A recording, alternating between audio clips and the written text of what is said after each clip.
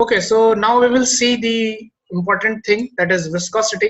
ठीक है, विस्कोसिटी क्या होता है, जैसे मैंने कल आपको वैसे बताया भी था थोड़ा सा विस्कोसिटी के बारे में, तो आज अपन लोग उसको और अच्छे से देख लेंगे। बहुत इंपॉर्टेंट, अपने फ्लूइड मैकेनिक्स में बहुत यूज आने वाली है आगे। ठीक है, तो viscosity is defined as the property of fluid which offers resistance to the movement of one layer of fluid over another adjacent layer.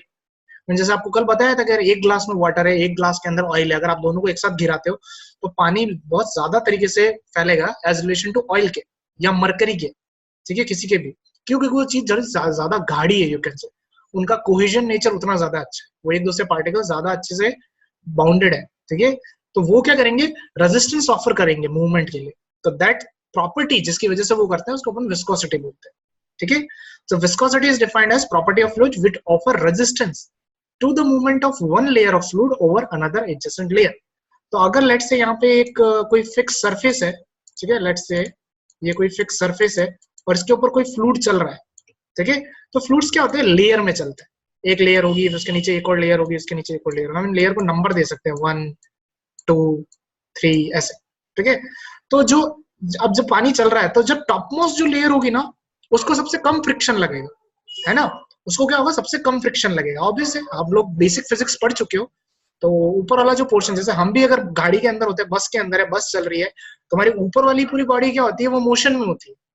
ठीक है, so we behave like a cantilever, हमारा ऊपर मोशन बहुत तेज होता है ऊपर वाली बॉडी का, इसलिए हमको जर्क लगता है।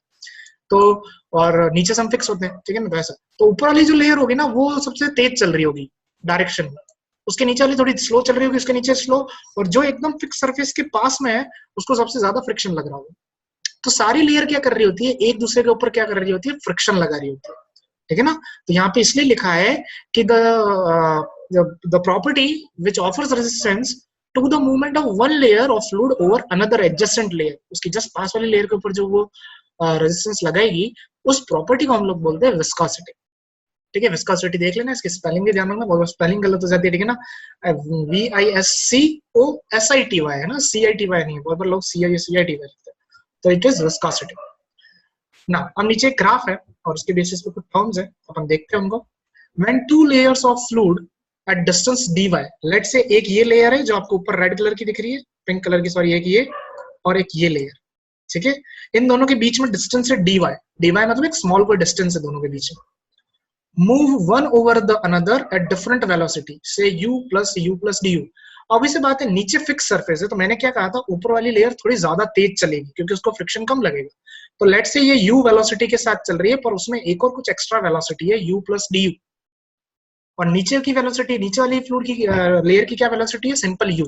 मतलब कि ये क्या है, थोड़ी स्लो है रिलेशन में इसके। क्यों, क्योंकि इसके अंदर एक स्मॉल क्वांटिटी कुछ ऐड है ना, तो उसको लिखा इन्होंने u plus du और इसको लिखा सिंपल u। इन दोनों के बीच में जो वेलोसिटी डिफरेंस है वो क्या है, du। मतलब अगर मैं इसकी वेलोसिटी में से इसको माइनस कर दूं, ये कुछ इस तरीके से, लेट से ये 7 है, 7 मीटर पर सेकंड है, तो ये 5 मीटर पर सेकंड है, तो 7 - 5 करेंगे तो you will get the du, that is 2, है ना। तो ऐसा है, वो डिफरेंस है, इनके बीच में डिफरेंस कितना है, du का, और इनके बीच में लीनियर डिस्टेंस कितना है, dy का। ठीक है, now the viscosity together with relative velocity causes a shear stress acting between the fluids।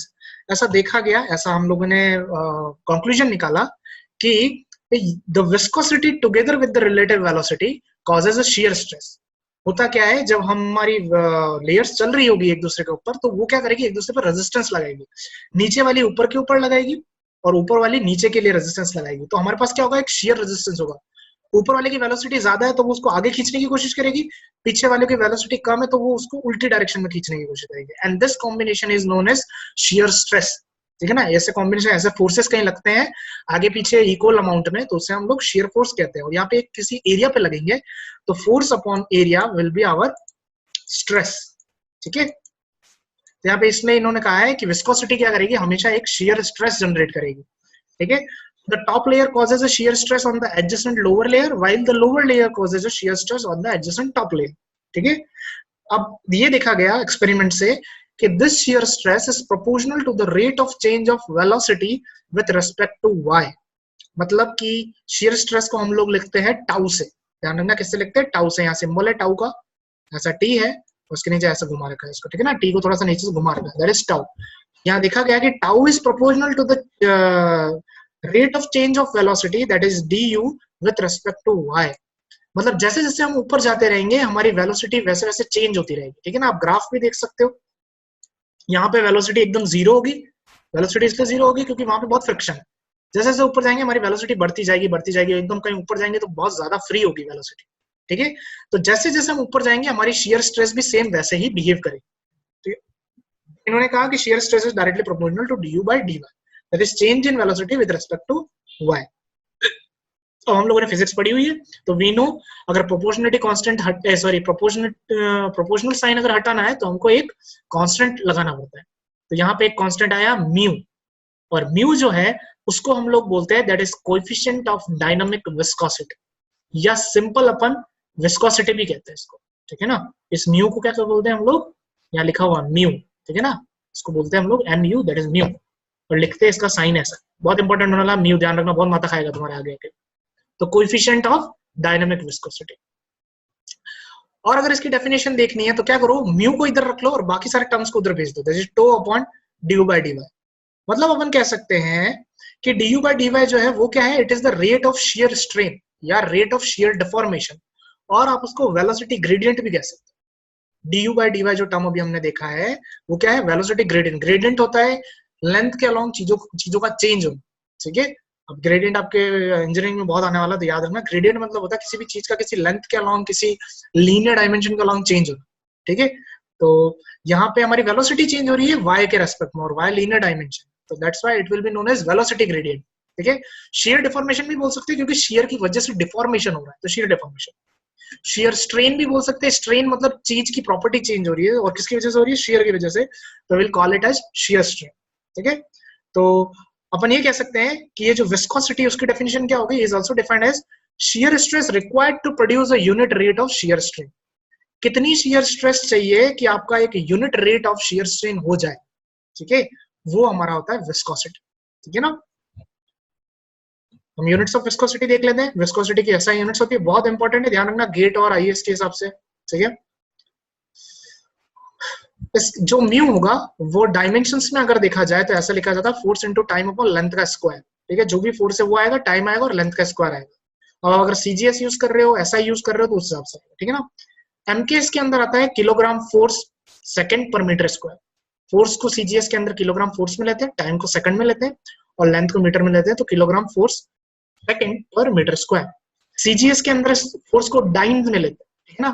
किसमें लेते हैं, डाइन, तो डाइन सेकंड पर सेंटीमीटर स्क्वायर, वहां पे सेंटीमीटर लेते हैं। एक चीज और है, ये नहीं यहाँ पे ध्यान रखना, न्यूटन पर मीटर स्क्वायर को पास्कल भी कहते हैं, ये हमेशा ध्यान रखना, बहुत बार आगे यूज में आएगा। न्यूटन पर मीटर स्क्वायर को पास्कल भी कहते हैं, ध्यान रखना। न्यूटन पर मीटर स्क्वायर है, किलो न्यूटन पर मीटर स्क्वायर नहीं है, न ही न्यूटन पर एमएम स्क्वायर है, ये न्यूटन पर मीटर स्क्वायर, इसको हम पास्कल बोलते हैं, ठीक है। तो न्यूटन मीटर स्क्वायर को पास्कल भी लिख सकते हैं। तो हम अगर ऐसा यूनिट की बात करें तो ऐसा ही में फोर्स का हो जाएगा न्यूटन, टाइम का हो जाता है सेकंड, और लेंथ का हो जाता है मीटर, तो मीटर का स्क्वायर, तो न्यूटन सेकंड मीटर स्क्वायर ऐसा यूनिट होती है इसकी विस्कोसिटी की, दैट इज म्यू की। हमेशा ध्यान रखना, बहुत इंपॉर्टेंट है, कहीं अगर नोट्स लिख रहे हो तो वहां लिख देना इसको, दैट इज ऐसा unit of viscosity is Newton second पर मीटर स्क्वायर। और न्यूटन मीटर स्क्वायर पास्कल होती है, तो उसको अपन पास्कल सेकंड भी बोलते हैं, ठीक है। यहाँ पे और नीचे अच्छे से लिख रखी है, तो यहाँ से भी याद करना। यहाँ पे एक डाइन और सेंटीमीटर का कन्वर्जन है, ठीक है, दैट इज यहाँ पे इन लोगों ने एक चीज बता रखी होगी, ये फॉर्मूला बहुत इंपॉर्टेंट है, याद रखना, that is 1 poise is equal to 1/10 Newton second पर मीटर स्क्वायर। पॉइस क्या होती है, विस्कोसिटी कभी कभी पॉइस में भी गिवन होती है, पॉइस एक यूनिट होती है विस्कोसिटी, तो एक पॉइस का मतलब होता है 1/10 न्यूटन सेकंड पर मीटर स्क्वायर, ठीक है ना। तो ये कन्वर्जन भी बहुत इंपॉर्टेंट है, लिख लेना। नेक्स्ट हम लोग कल देखेंगे दैट इज काइनेमेटिक विस्कोसिटी, और उसके आगे कुछ न्यूमेरिकल्स और न्यूमेरिकल्स। आई होप आप लोगों को समझ आया हो, अगर नहीं समझ में आया तो प्लीज मुझसे पूछ लेना, ठीक है।